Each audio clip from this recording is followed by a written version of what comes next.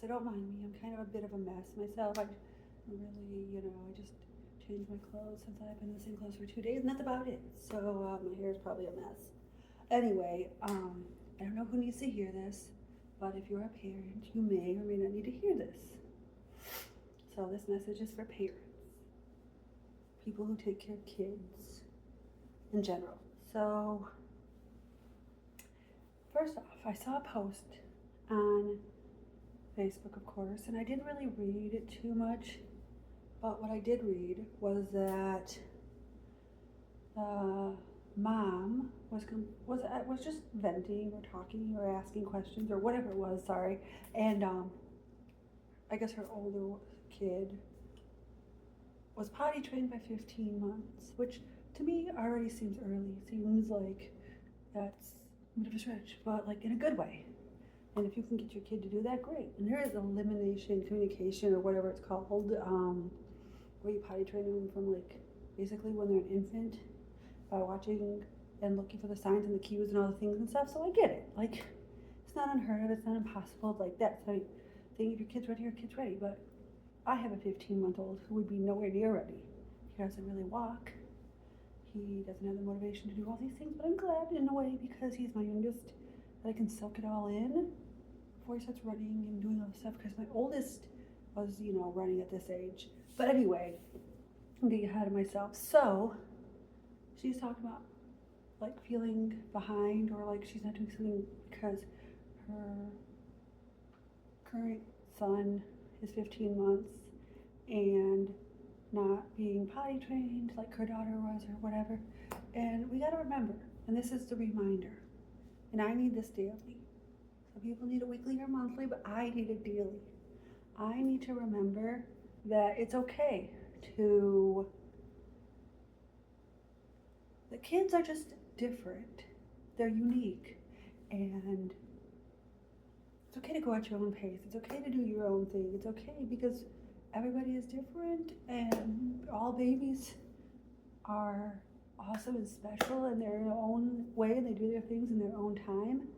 And so, I need that daily reminder because my son, who is taking like 2 steps here and there when motivated with like, me holding up a toy or some kind of food or something, he can take this walker and just go zooming and, use anything pretty much as a walker if you give him a chance.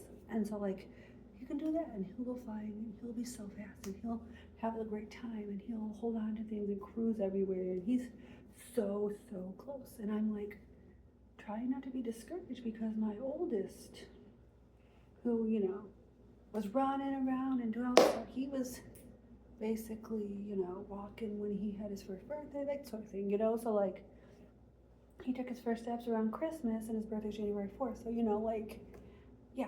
Anyway, so like I gotta have that daily reminder, that constant like thought in my head, like just because he's not doing something, my youngest, doesn't mean he's any less, smart or neat, he's not, basically he's not any less. He is doing his own thing in his own time. And my mom reminded me of something important in a way, and she said, he had some complications, like he wasn't getting enough nutrition when he was younger because the umbilical cord was coiled a little more, so it was like taking longer for the nutrition to get to him and stuff. And so he had his little complications, nothing that prevented him from doing anything. He was great, but that, and just being on the smaller side, put me, being 35 years old, at high risk. Because first of all, just being older and, the cord being more coiled, I guess it is. If something's straight, you can just like go straight through it. But if it's curled, you have to go around and around and around, and it takes more time, right? That's kind of how it's explained in the short answer. But yeah, otherwise he was great. He was fine. He came out at 37 weeks, 3 days, and he was good and perfect in all the other ways, right? And he's a little on the smaller side.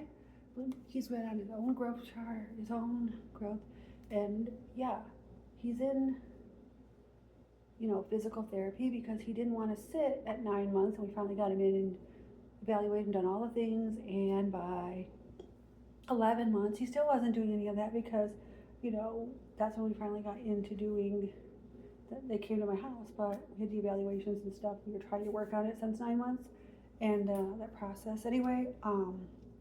So therefore, like, just because he and still is, now we're trying to learn on, taking steps, and they're helping me every step of the way for that too. No pun intended or anything like that. But like also, by 11 months he still wasn't sitting and crawling the way he should have been. But yet, my son could do that by 7, 8 months. On the day he turned exactly 7 months, crawled. Now, did he want to do it since like 5 months? Probably, because you could see him like trying to and do all that, but he couldn't get a hold of it till 7 months, which is fine. My youngest was still 11 months, not crawling. Now I could compare my kids and think, what's wrong with me?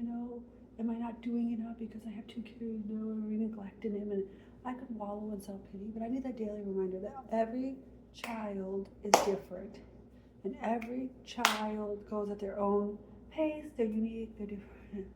But yet they grow up to be amazing human beings if you raise them right. So it doesn't really matter, but sometimes having that daily reminder that every kid is different, special, unique, and that you're doing a good job, that you're a good parent, that if you're concerned in any way, you're probably a good parent, because bad parents wouldn't be concerned. They'd just be like, it's okay, whatever, and they wouldn't care as much. But if you're caring, asking questions, trying to figure stuff out, you're probably a good parent. And just because one kid does something early doesn't mean the other kid has to or should, as long as they're doing it within the, time frame of the milestones and stuff, like, and they're doing their own pace at their own timing, it's great.